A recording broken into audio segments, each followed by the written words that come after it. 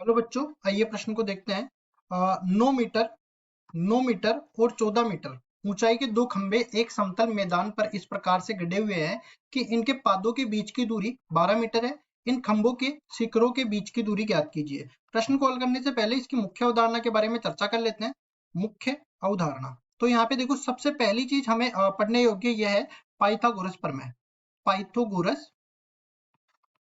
प्रमेय पाइथागोरस प्रमेय केवल और केवल समकोण त्रिभुज में लगने वाली होती है। तो समकोण त्रिभुज में यहाँ पे बना देता हूँ। ये मान लो कोई समकोण त्रिभुज है, इसको नामांकित कर देते हैं एबीसी से। एबीसी डाल दिया। इसके बाद देखो ये समकोण है और इसके सामने वाली भुजा को बोलते हैं कर्ण। और समकोण के यहाँ पे देखो, ये समकोण है, इधर एक भुजा को बोल देते हैं लंब, एक भुजा को बोल देते हैं आधार। ठीक है, लेकिन सामने वाली भुजा हमेशा जो सबसे बड़ी भुजा होगी वो कर्ण होगी। तो सबसे बड़ी भुजा कर्ण का जो वर्ग होगा वो बराबर होता है आधार का वर्ग प्लस लंब का वर्ग। यही अपने पास पाइथागोरस प्रमेय कहती है।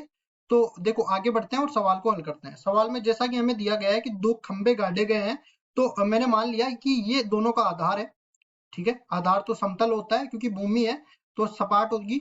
तो यहाँ से एक खंबा ये दिया गया है और दूसरा खंबा ये दिया गया है।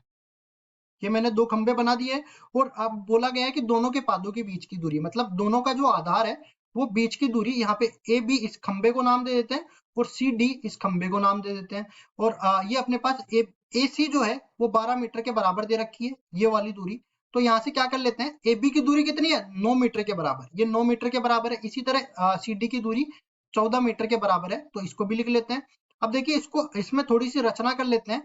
जब मैं बी से लंब डाल देता हूँ सी डी पे जो कि समांतर होगा एसी के, तो यहाँ से ये दूरी जो होगी, इस बिंदु को ई नाम दे देता हूँ। ये जो सी दूरी होगी वो भी तो 9 मीटर के बराबर होगी और ये सी दूरी 9 मीटर के बराबर हो गई। तो ईडी किसके बराबर है 14 माइनस 9, ये 5 मीटर के बराबर आ गई।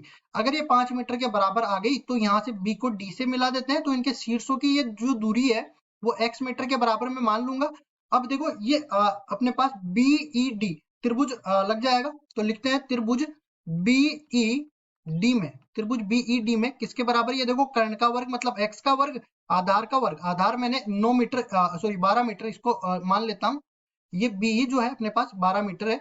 या फिर इससे पहले मैं ये लिख देता हूँ कि बीडी में, बीडी तो कर्ण है, तो बीडी का जो वर्ग होगा वो बराबर हो जाएगा बीई का वर्ग प्लस में ईडी का वर्ग। यही बनेगा, बीडी का वर्ग एक्स का वर्ग, बीई का वर्ग हो जाएगा 12 का वर्ग और ईडी का वर्ग हो जाएगा 5 का वर्ग। कुल मिला के एक्स का वर्ग बराबर हो जाएगा 144 प्लस 25, तो एक्स का वर्ग हो जाएगा 169 के बराबर। कुल मिला के दोनों तरफ वर्गमूल लेंगे तो ये 13 मीटर के बराबर आ जाएगा। तो दोनों दोनों जो खंबे हैं उनके शीर्षों के बीच की दूरी लिखते हैं।